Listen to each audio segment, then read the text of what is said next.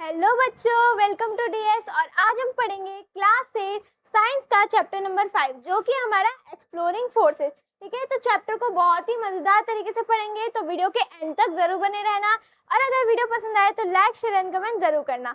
तो चलो चैप्टर की तरफ बढ़ते हैं। सबसे पहले हमें क्या बोला है, why does it feel harder to pedal a bicycle when going uphill than on flat ground. देखो, इसमें सबसे पहले हमें क्या बताया गया है, जब आप साइकिल चला रहे हो और ऐसे ऊंची सी ढलान से आ जाए, ठीक है, और जब आप साइकिल वहां पर चलाते हो ऊंची ढलान पे, तो आपने देखा होगा उस टाइम पे आपको और भी ज्यादा हार्डर फील होता है पुश करने में बाइसाइकिल को। क्यों? क्योंकि आप जब फ्लैट ग्राउंड में होते हो तब साइकिल आराम से चल रही होती है, लेकिन जब आप पहाड़ जैसे एरिया में, जब आप चढ़ान पे हो रहे होते हो, तब आपको ज्यादा फोर्स लगाना पड़ता है। ऐसा क्यों होता है इसके बारे में जानेंगे। Why is it easier to slip on a wet surface?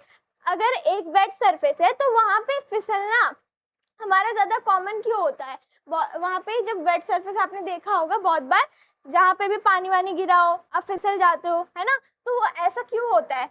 Why do we feel light or like we are floating just after our swing reaches its highest point and begins to come down? जब आप झूले से झूल रहे होते हो, ठीक है, तब आप स्विंग जब कर रहे होते हो, जब आप सबसे हाईएस्ट पॉइंट पे पहुंच जाते हो, हाईएस्ट पॉइंट पे पहुंचने के बाद आपको बहुत ज़्यादा लाइट वेट फील होता है, ऐसा लगता है आप उड़ रहे हो हवा में। तो ऐसा क्यों फील होता है हमें, ठीक है, इन सारे क्वेश्चंस का हम आंसर जानेंगे इस चैप्टर में। तो चलो देखते हैं व्हाट इज फोर्स। सबसे पहले हम देखेंगे फोर्स होता क्या है।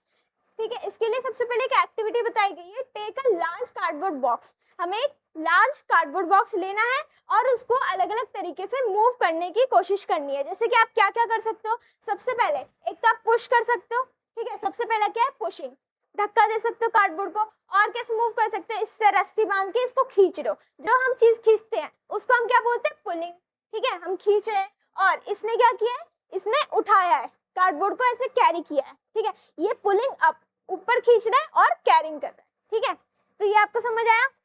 इन तरीके से हम मूव कर सकते हैं। और क्या बताया गया, did you move the box in any another way? क्या आपने और कोई दूसरे तरीके से आपने जो हमारा बॉक्स है उसको मूव किया है।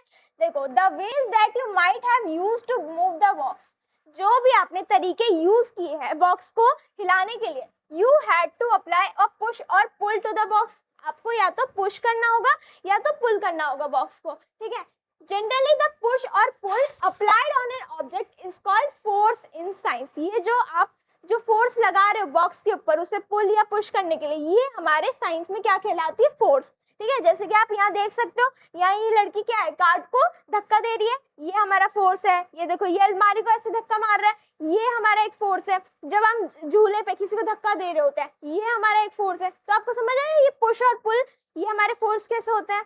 आगे देखते हैं और क्या बोला गया है, what can a force do the object on which it is applied. तो एक फोर्स और क्या कर सकता है जब ये अप्लाई होता है किसी भी ऑब्जेक्ट पे। वी एक्सपीरियंस पुश और pull in our daily life all the time, often without even realizing it. हम बिना रियलाइज करे भी बहुत बार पुश और पुल का एक्सपीरियंस करते हैं और हमें पता भी नहीं चलता। जैसे कि एक एक्टिविटीज में दी गई है, when we apply force to an object many things can happen. जब हम फोर्स लगाते हैं किसी भी ऑब्जेक्ट पे तो इससे बहुत सारी चीजें हो सकती है। जैसे कि सबसे पहले हमने क्या किया, your friend holding your moving bicycle from behind to stop it. देखो, आप साइकिल चला रहे हो, ठीक है, आपका एक फ्रेंड पीछे से आपके साइकिल को पकड़ रहा है, तो या तो उसकी, देखो ये क्या कर रहा है, पुल कर रहा है, अपनी तरफ खींच रहा है, स्टॉप और decreasing the speed of bicycle. इससे हमारा जो इफेक्ट होगा वो क्या पड़ेगा, या तो हमारी जो बाइसाइकिल है वो स्टॉप हो जाएगी या तो उसकी स्पीड कम हो जाएगी। और क्या बताया, hitting a moving ball with a bat. देखो, जब भी बॉल आ रही होती है, अगर आप उसको हिट करते हो तो फिर क्या होता है, हमारा पुश होता है। इससे क्या होता है, changing the direction of a moving ball. इससे जो बॉल की जो डायरेक्शन है मूविंग, ठीक है, वो हमारी चेंज हो जाती है। और क्या, प्रेसिंग एन इन्फ्लेटेड बलून, एक फूला हुआ बलून, ठीक है, आपने उसे लिया और आप उसे प्रेस कर रहे हो तो उसकी शेप में चेंज हो जाएगा। ये कौन सा एक्शन की वजह से हो रहा है, हमारे पुश की वजह से। ठीक है, ऐसा समझ। आगे देखते हैं, इसमें कुछ एग्जांपल और बताएं। ओपनिंग अ ड्रॉर, जब आप एक ड्रॉर को पुल करते हो तब ये खुल जाती है, वी पुल द ड्रॉर। हम क्या करते हैं, पुल करते हैं, खींचते हैं। स्ट्रेचिंग अ रबर बैंड, अब आप एक रबर बैंड को स्ट्रेच कर रहे हो तो इसके शेप में ऐसे चेंज हो जाता है। ठीक है, तो ये हमारा क्या है, pull. We pull the rubber band from both side, जब हमने दोनों साइड से इसको पुल किया तब हमारा क्या है, ये लॉन्गर बन गया, इट शेप चेंजेस। ठीक है, आगे देखते हैं कैचिंग अ बॉल। जब आपने एक बॉल को कैच किया तब क्या हुआ, the fielder apply force while catching the ball. जो फील्डर है, जो भी पकड़ रहा है बॉल को, ठीक है, उसने एक फोर्स अप्लाई किया जिससे जो बॉल है हमारी वो रुक गई, द मूविंग बॉल स्टॉप्स। आया समझ, ये कुछ एग्जांपल थे। और क्या बताया गया, suppose N object is at rest. ठीक है, एक ऑब्जेक्ट है, उसको आपने ऐसे ही रखा हुआ है, मान लो एक बॉल है वो ग्राउंड पे ऐसी रखी हुई है, ठीक है, और वो रेस्ट पोजीशन में, रेस्ट मतलब ऐसी है, इस पे कोई फोर्स नहीं लग रहा। Does it mean that no force is acting? क्या इसका ये मतलब है कि इस पे कोई भी फोर्स नहीं लग रहा on this object? It means that the force acting on the object are balancing one another. जो इस पे फोर्स लग रहा है, जो बॉल रुकी हुई है एक जगह पे, उस पे भी एक फोर्स लग रहा है, लेकिन वो ऐसा फोर्स लग रहा है, इसमें दो तरह के फोर्स लगेंगे जो एक दूसरे को बैलेंस कर देते हैं, जिसकी वजह से हमारी जो बॉल है वो रेस्ट पोजीशन पे रहती है। तो इसके बारे में आप अगली क्लास में और भी पढ़ोगे अच्छे से। चलो चैप्टर की तरफ बढ़ते हैं। Are forces and interaction between two or more objects? क्या जो फोर्स है वो दो या दो से ज्यादा ऑब्जेक्ट के बिटवीन में इंटरेक्शन है? देखते हैं हम। whenever we push और pull an object, जब भी हम एक ऑब्जेक्ट को पुश या पुल करते हैं, a force is applied, एक फोर्स अप्लाइड होता है, but force does not act by itself. लेकिन जो फोर्स है वो खुद से नहीं लगता, उसे क्या होता है, it always involve two object interacting with each other. इसमें हमेशा दो ऑब्जेक्ट लगते हैं जो कि इंटरैक्ट करते हैं एक दूसरे से। जैसे कि when you push a table, जब आपने एक टेबल को पुश किया, your hand applies force on the table, आपके जो है हाथों से उस पे फोर्स लग रहा है टेबल पे। Here the hand and the table are the two object involved in interaction. इसमें जो आपके हाथ और जो टेबल है जिसमें आपने पुश किया है, वो उन दोनों के बीच में इंटरैक्शन हो रहा है। Similarly, when a bat hits a ball, the bat and the ball interact with each other. तो जो बैट और बॉल है वो एक दूसरे से इंटरैक्ट करते हैं।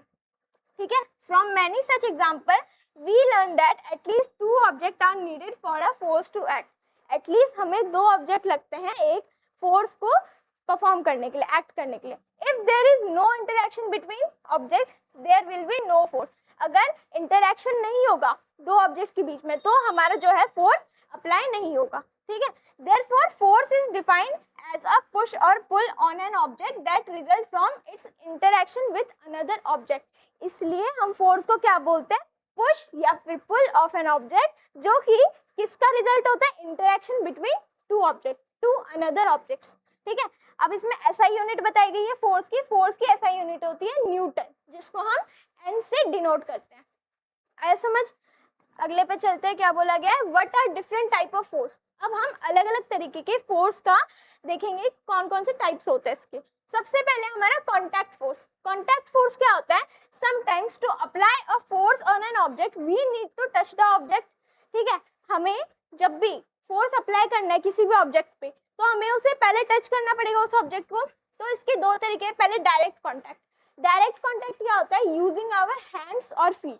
हम अपने हैंड्स या फीट का यूज करके जो फोर्स लगा रहे हैं वो हमारा है डायरेक्ट कॉन्टैक्ट फोर्स। और कौन सा, इनडायरेक्ट कॉन्टैक्ट, जैसे कि आपने कोई चीज स्टिक से या रोप से, जैसे हमने रोप से खींचा था ना उस कार्डबोर्ड को, वो हमारा इनडायरेक्ट कॉन्टैक्ट है। ठीक है, the force that work only when two object are touching each other are called contact force. ठीक है, जब हमारे दो ऑब्जेक्ट एक दूसरे को टच कर रहे हैं तो ये हमारा क्या है, कॉन्टैक्ट फोर्स। एग्जाम्पल इसके क्या क्या है, पुशिंग अ डोर, जब आप एक डोर को खोलने के लिए उसे पुश कर रहे हो। Pulling a bucket with a rope, आपने एक बाल्टी को एक रस्सी से खींचा वो। किकिंग अ फुटबॉल, एक फुटबॉल को किक करना, या फिर hitting a ball with a bat, ये सारे हमारे क्या है, एग्जाम्पल है किसके, कॉन्टैक्ट फोर्सेस के। In all this cases there is physical contact between the objects. इसमें हमारा क्या हो रहा है, फिजिकल कॉन्टैक्ट हो रहा है जो भी हमारे ऑब्जेक्ट्स हैं। ठीक है, अगला देखते हैं। अगला बोला है मस्कुलर फोर्स। अब हमारा मस्कुलर फोर्स क्या होता है, muscular force is a type of contact force. ये एक तरह का कॉन्टैक्ट फोर्स है जिसमें the force produce by the muscle of our body is called muscular force. जो हमारी बॉडी के मसल से हमारा जो फोर्स लगता है वो हमारा होता है muscular force.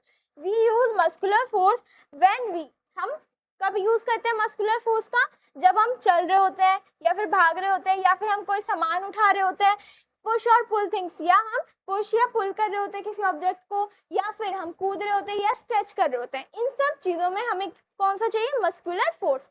Our muscles contract become shorter and relax become longer. जब हमारे मसल्स कॉन्ट्रैक्ट करते हैं तब ये शॉर्टर हो जाते हैं, और जब ये रिलैक्स पोजीशन में होते हैं तब लॉन्गर होते हैं।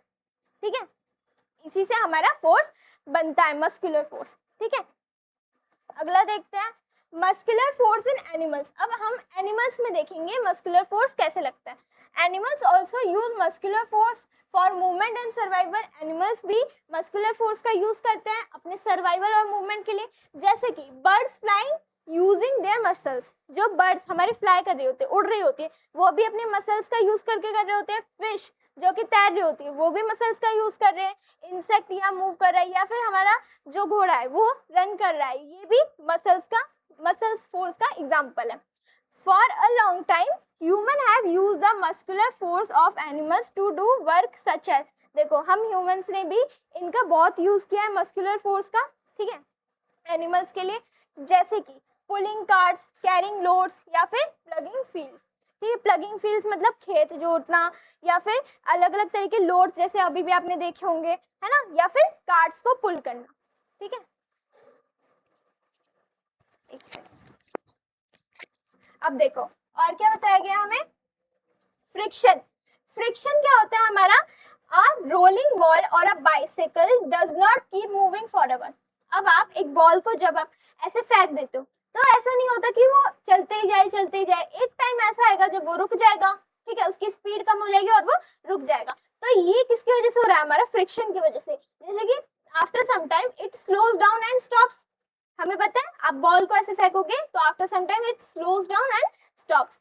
On a rough road it stops faster than a smooth road. जैसे कि आप अपने घर में एक बॉल को फेंकोगे, आपका घर ऐसे उसमें टाइल्स लगी है, ठीक है, तो टाइल्स हमारी कैसे होती है, स्मूथ सरफेस होती है। जब आप बॉल को उसमें फेंकोगे तो बहुत देर बाद जाके रुकेगी। ठीक है, लेकिन अगर आपने ऐसे रोड पे फेंक दिया जो रफ सा रोड हो, ठीक है, तो वहां पे बहुत जल्दी आपकी जो बॉल है वो रुक जाएगी। ऐसा क्यों होता है, this happen because a force called friction acts between the surfaces in contact. जो सरफेस और ऑब्जेक्ट के साथ जो फ्रिक्शन, जो फोर्स लग रहा है, इसको हम फ्रिक्शन बोलते हैं।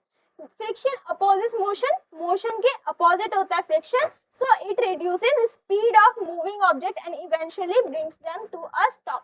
तो ये क्या करता है, ये हमारे जो भी ऑब्जेक्ट की स्पीड होती है उसको कम कर देता है और उसको एक टाइम पे रोक देता है। ठीक है, और देखते हैं is there any another contact force. क्या हमारा और भी कोई कॉन्टैक्ट फोर्स है, जैसे कि देखो, क्या आपने कभी सुना है muscular force plays an important role in many function inside our body too. ठीक है, हमारे जो मस्कुलर फंक्शन है और भी बहुत ज्यादा हमारे बॉडी में भी वर्क करती है। जैसे this force help us chew food and push it through the alimentary canal during the process of digestion. देखो, जब भी आप खाना खा रहे होते हो तो आप सबसे पहले उसे चबाते हो अच्छे से, ठीक है, तो उसमें भी हमारे मस्कुलर फोर्स लग रहा है। फिर उसके बाद जब आप उसे हमारे कैनल तक पहुंचाते हो, एलिमेंट्री कैनल तक, वो भी हमारा किसकी वजह से हो रहा है, मस्कुलर फोर्स की वजह से। The expansion and contraction of our heart muscles allows the body blood to circulate in our body, a process essential for survival. एक हमारा सर्वाइवल प्रोसेस होता है हमारे बॉडी में, जो होता है हमारा हार्ट का कॉन्ट्रैक्शन और रिलैक्सेशन। तो ये भी हमारे इसी की वजह से हो रहा है, मस्कुलर फोर्स की वजह से। ठीक है, अगला देखते हैं और क्या बताया गया है। इसमें एक्टिविटी दी गई है पुश एंड सी। देखो, आपको देखना है धक्का मार के, टेक अ बुक या कुछ भी लंच बॉक्स वगैरह लेनी है, ठीक है, उसको आप एक टेबल पे ऐसे रख के उसे धक्का मारोगे। फिर the object move some distance, कुछ देर तक ये मूव करेगा, उसके बाद ये अपने आप स्लो हो जाएगा और रुक जाएगा। If you push it in opposite direction, अगर आप इसे अलग डायरेक्शन में इसे पुश कर रहे हो, it again move and stops after some distance, ये फिर से मूव करेगा और थोड़ी देर बाद रुक जाएगा अपने आप। तो ये हमारा क्या है, ये फ्रिक्शन की वजह से हो रहा है। तो व्हाट इज फ्रिक्शन, फ्रिक्शन के बारे में हमने पढ़ा था। क्या होता है, friction act between two surface that are touching each other. जैसे कि ये एक दूसरे से टच कर रहे हैं, बॉक्स और फ्लोर एक दूसरे से टच कर रहे हैं, बाइसाइकिल और रोड, ठीक है, ये क्या हो रहा है, ये हमारा फ्रिक्शन की वजह से हो रहा है। ठीक है, फ्रिक्शन हमारे दो ऑब्जेक्ट्स के बीच में वर्क करता है, दो ऑब्जेक्ट जो एक दूसरे को टच कर रहे होते हैं, ठीक है। अगला देखो और क्या बोला, why does the object stop. हमारे जो ऑब्जेक्ट है वो स्टॉप क्यों हो जाते हैं, when an object moves on a surface friction tries to stop its motion. देखो जब भी हमारा एक ऑब्जेक्ट मूव कर रहा होता है सरफेस पे, ठीक है, तो फ्रिक्शन क्या करता है, उसको रोकने की कोशिश करता है। देखो ये मूव कर रहा था, इसको रोक दिया, ये हमारे फ्रिक्शन के स्पीड डिक्रीजेस ग्रेजुअली, स्पीड अपने आप कम होती रहेगी, उसके बाद फाइनली ऑब्जेक्ट क्या होता है, अपनी रेस्ट पोजीशन में आ जाएगा, उसके बाद ऑब्जेक्ट स्टॉप हो जाएगा। ऐसे हमारा फ्रिक्शन वर्क करता है। Why is friction greater on a rough surface? अब मैंने आपको बताया था जैसे एक रफ रोड है, उसमें हमारी जो बॉल है जल्दी रुक जाएगी, तो रफ सरफेस पे फ्रिक्शन ज्यादा क्यों होता है, उसके बारे में पढ़ते हैं। Even surface that look smooth have tiny bumps and irregularities. जैसे कि सरफेस जो हम देखते हैं नॉर्मली टाइल्स वगैरह, उसमें भी कुछ टाइनी बम्प्स और इरेगुलरिटीज होती है, जिसकी वजह से हमारा जो है ऑब्जेक्ट मूव करना स्टॉप कर देता है, ठीक है। व्हेन टू सरफेसेस टच, जो हमारे दो सरफेसेस टच होती है, तो देखो ऐसे ये हमारा फ्रिक्शन ऐसे वर्क करता है, ठीक है, और ऐसे अटका देता है इन बम्प्स पे, ठीक है। तो ये क्या है हमारा friction. Rough surfaces have more irregularities so they produce more friction. देखो हमारा जो है रफ सरफेस में ज्यादा ऐसे इरेगुलरिटीज होती है, जिसकी वजह से हमारा जो फ्रिक्शन है वो ज्यादा होता है, और स्मूथ सरफेस पे हमारे जो इरेगुलरिटीज होती है वो कम होती है, इसलिए हमारा उसमें लेस फ्रिक्शन लगता है। इसके एग्जांपल जैसे कि आपका जो बाइसाइकिल है वो स्टॉप हो जाता है fast on rough road than on smooth road. जब आप बाइसाइकिल का ब्रेक लगाते हो, जब स्मूथ रोड होगा वो धीरे धीरे करके ब्रेक लगेगा, लेकिन रफ रोड पे ज्यादा जल्दी हमारी जो साइकिल है रुक जाती है। ऐसे ही आप बॉक्स के साथ भी कर सकते हो, ठीक है। आगे बढ़ते हैं। आगे एक और हमें इसमें एक्टिविटी बताई गई है, sliding the same object on different surface. अब हम अलग अलग तरीके के सरफेस ले रहे हैं और उसमें जो हमारा ऑब्जेक्ट है उसको हम स्लाइड करके देख रहे हैं। जैसे कि ग्लास है, ठीक है, ग्लास में आपने ऐसे पुश किया, फिर ये ट्रेवल्स फारदेस्ट, सबसे ज्यादा दूर तक जाएगा। क्यों? क्योंकि इसका बहुत ज्यादा स्मूथ सरफेस है। टाइल का भी बहुत ज्यादा स्मूथ सरफेस होता है, ट्रेवल और लॉन्ग डिस्टेंस। वुड में क्या होता है, थोड़ा बहुत रफ सरफेस सा होता है, तो ये थोड़ा सा ही डिस्टेंस कवर कर पाएगा, और सैंड में ये बहुत जल्दी रुक जाएगा क्योंकि इसका बहुत ज्यादा रफ सरफेस है। ऐसा क्यों हो रहा है? Because the force of friction is different on different surfaces. हमारा जो फोर्स ऑफ फ्रिक्शन है वो अलग अलग सरफेसेस पे अलग अलग तरह से वर्क करता है। स्मूथ सरफेसेस में कम फ्रिक्शन होता है और रफ सरफेसेस में ज्यादा फ्रिक्शन होता है। तो इससे आपको फ्रिक्शन का मतलब समझ आया, friction depends on the nature of the surfaces. अगला देखो, नॉन कॉन्टैक्ट फोर्स क्या होता है। So far we learn about contact forces. अभी हमने कॉन्टैक्ट फोर्स के बारे में पढ़ा था, which need touching but some forces can act without touching an object। कुछ फोर्सेस हम बिना ऑब्जेक्ट को टच कराए भी लगा सकते हैं, जैसे कि these are called non contact force। सबसे पहले इन्हें बोलते क्या, नॉन कॉन्टैक्ट फोर्स। इसका एक एग्जांपल है मैग्नेट।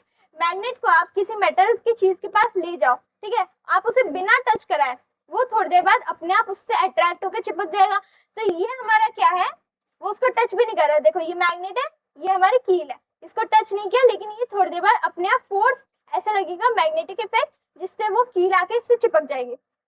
तो मैग्नेटिक फोर्स हमारा क्या है, the force exerted by a magnet is called magnetic force. जो फोर्स हमारा मैग्नेट से एक्सर्ट हो रहा है वो हमारा होता है मैग्नेटिक फोर्स।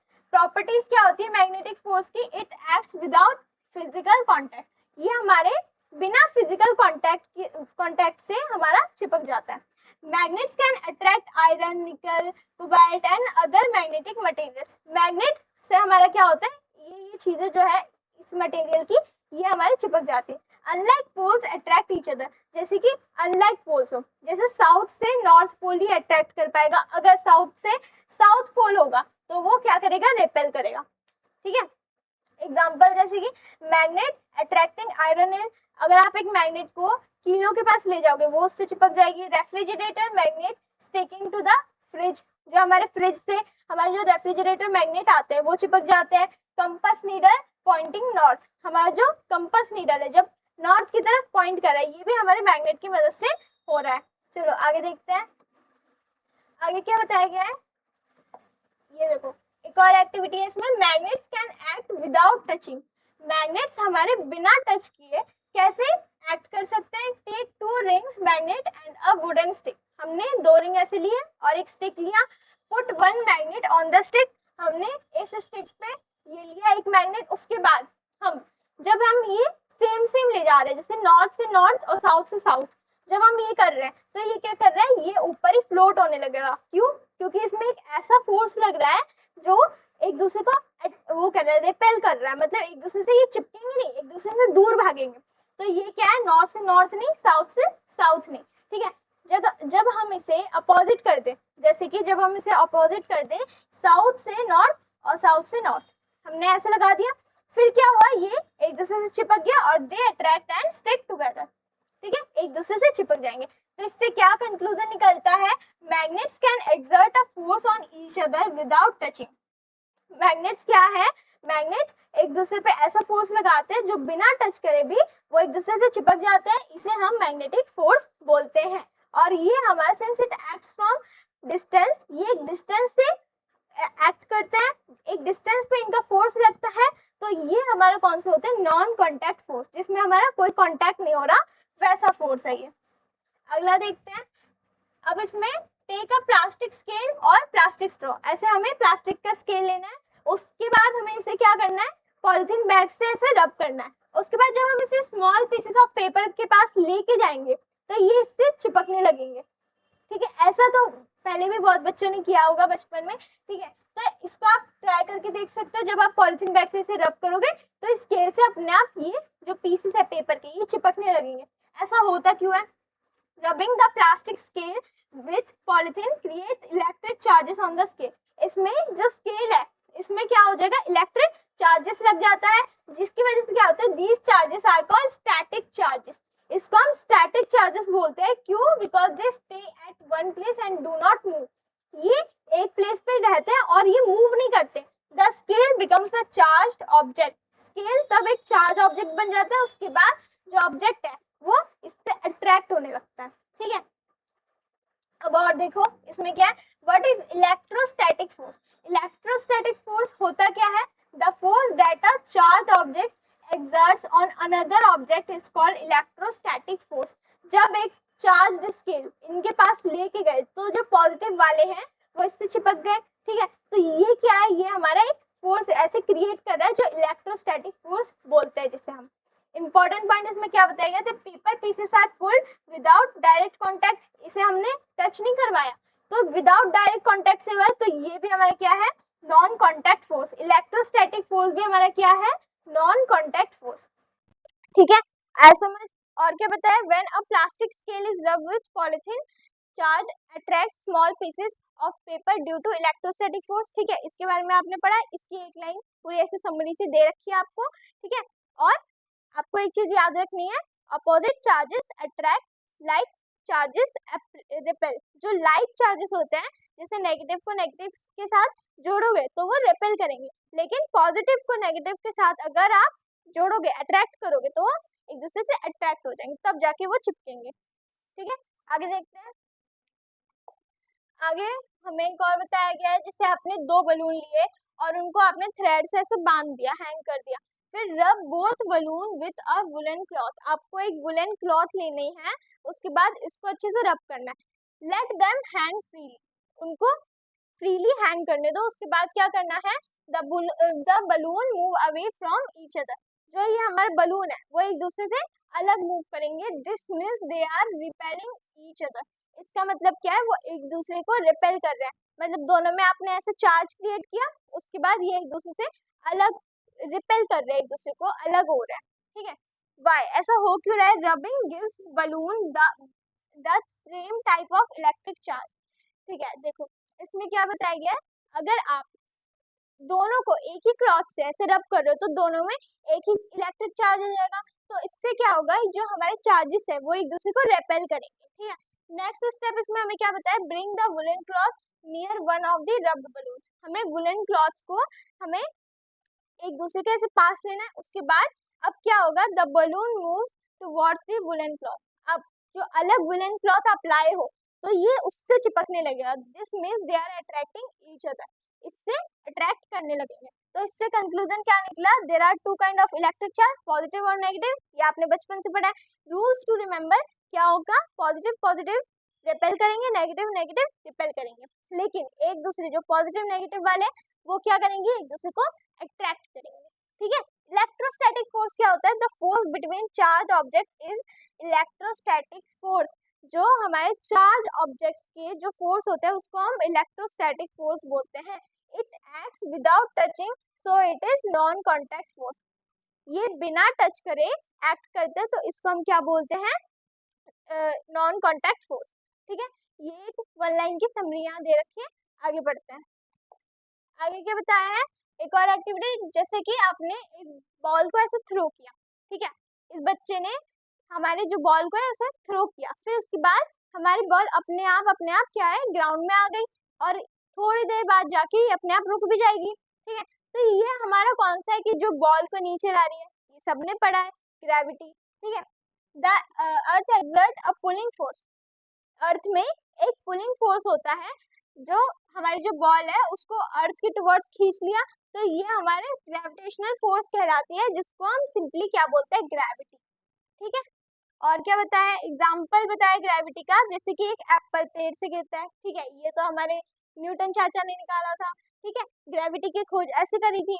अब basketball falls through the hoop, जैसे कि ये हुप से बास्केटबॉल हमारा निकल रहा है, या फिर एक पर्सन बहुत ही ज्यादा हाइट से जंप कर रहा है, वो नीचे आएगा धड़ाम से गिर के।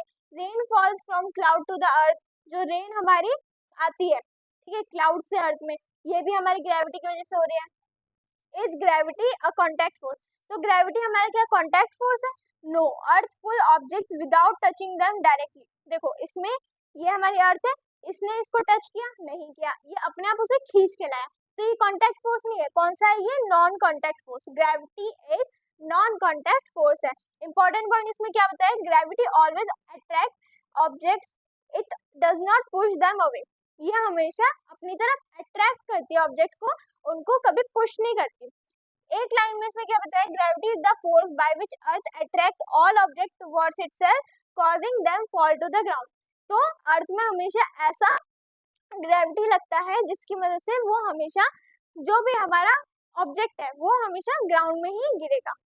अगला देखते हैं, remember gravity act on every object near the earth. जो भी हमारे अर्थ में होगा वो सारे ऑब्जेक्ट में हमारी ग्रेविटी लगती है। ग्रेविटी इज एवरीवेयर, हर जगह ग्रेविटी है। ठीक है। No matter how high an object goes, gravity bring it back down. कितना भी ऊपर चला जाए ग्रेविटी उसे खींच के ले ही आएगी। ठीक है। बोलेगा ज्यादा हवा में मत उड़ो, नीचे आओ जल्दी। ठीक है। अगला देखते हैं क्या बोला, वेट एंड इट्स मेजरमेंट। अब हम वेट और इसकी मेजरमेंट देखेंगे। The force with which the earth pulls an object towards itself, एक ऐसा फोर्स जिससे हमारे जो ऑब्जेक्ट है वो अपने आप आ जाते हैं, itself is called the weight of the object. जिसकी वजह से देखो, अब इसमें पढ़ेंगे इन दोनों एग्जांपल से। The weight measures how strongly an object is pulled by the अर्थ।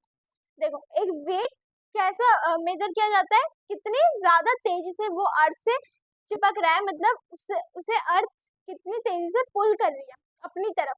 वो ऑब्जेक्ट हमारा कितना ज्यादा स्ट्रांग है वो उसके वेट पे मैटर करता है। जैसे कि since the weight is a force, weight एक फोर्स है। ठीक है। It is measured in the same unit as that of force. Weight एक फोर्स है, तो वेट को भी हम किस में मेजर करते हैं, फोर्स में। जिस फोर्स को जिसमें मेजर करते हैं, फोर्स को हम न्यूटन में मेजर करते हैं, तो हम वेट को भी न्यूटन में ही मेजर करते हैं। और न्यूटन को हम कैसे डिनोट करते हैं, एन से। ठीक है। देखो ये वेट मशीन, ये आपके जो आप तोल रहे होते हो, हम तोल थोड़ा रहे होते हैं, हमें तो सब्जी वाले तोल रहे होते हैं। ठीक है। तो ऐसे तोल के हम पता लगाते हैं। ये हमारे ग्रेविटी और वेट की वजह से हम पता लगा पाते हैं। आगे देखते हैं, measuring weight using a spring.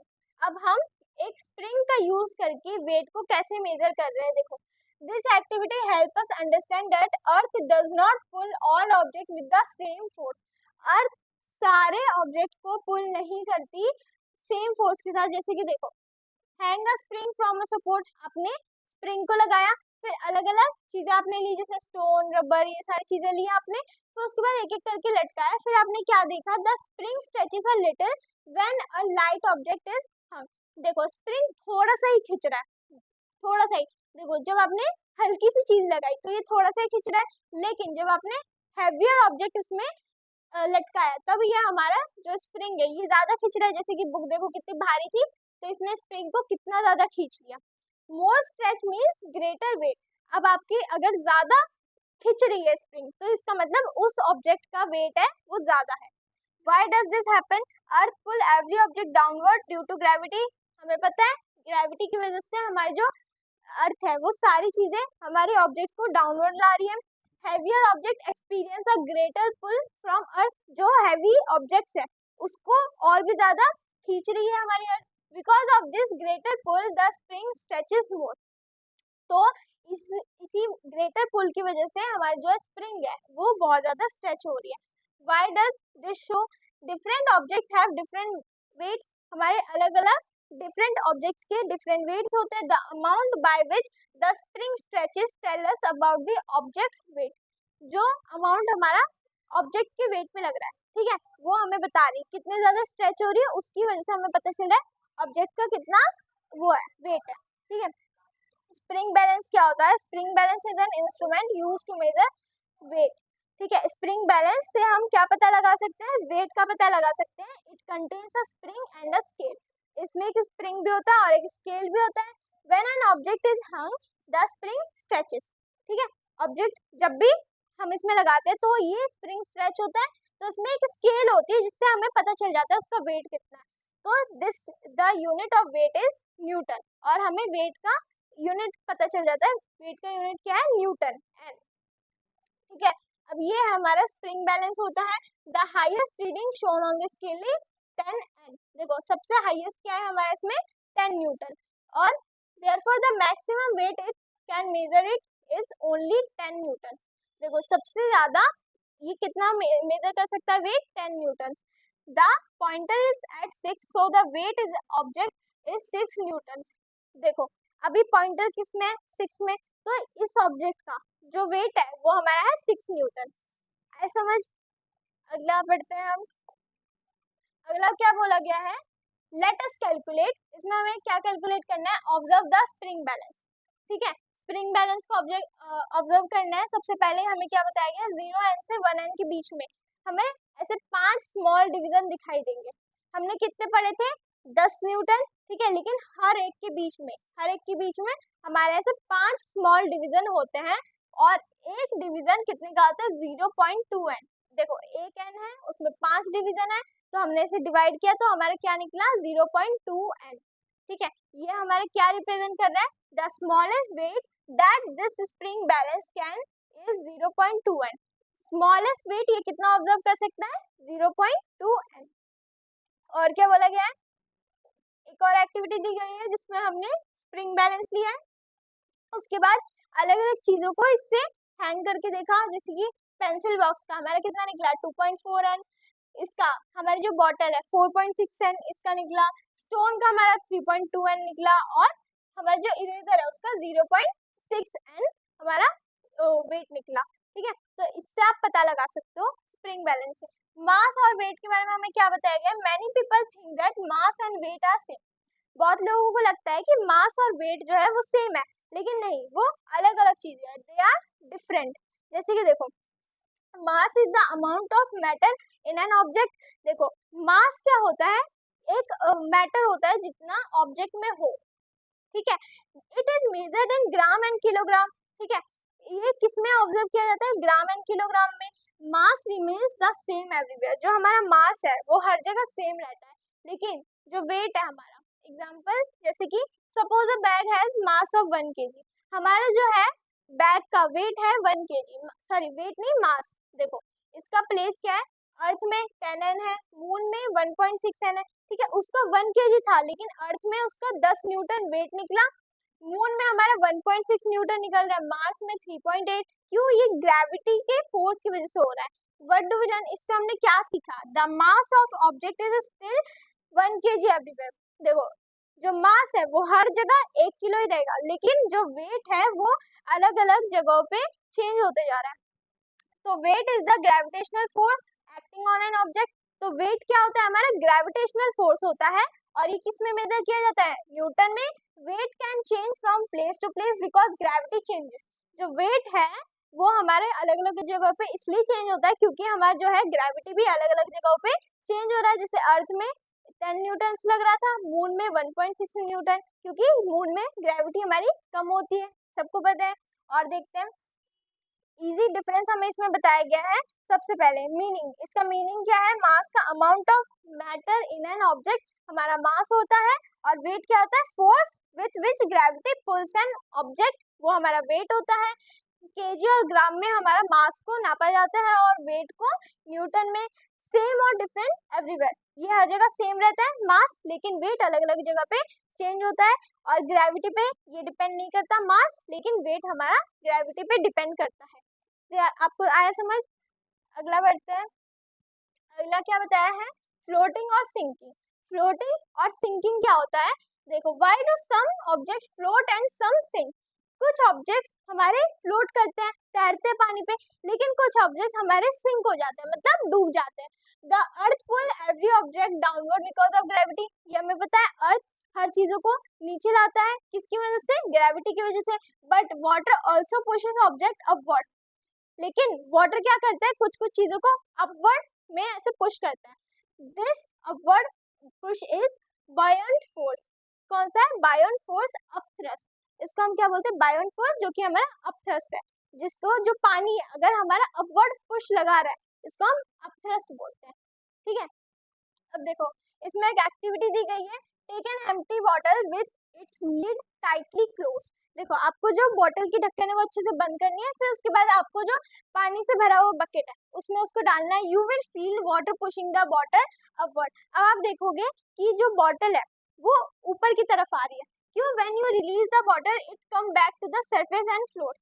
देखो जब आप उसे छोड़ दोगे तो ये अपने आप ऊपर आ जाएगा और फ्लोट करने लगेगा, तैरने लगेगा। क्यों, ऐसा क्यों हो रहा है, this happen because water exerts an upward force. क्यों, वाटर एक अपवर्ड फोर्स लगा रहा है।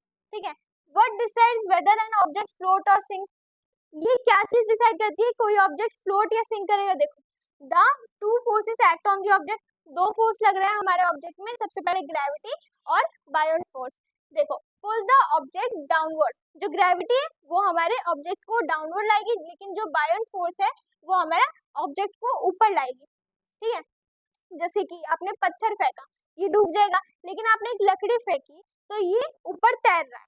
ठीक है, तो इससे हमें क्या पता लगता है, an object float when the upward force from water, buoyant force जब लगता है, is equal to greater than its weight, otherwise it sinks.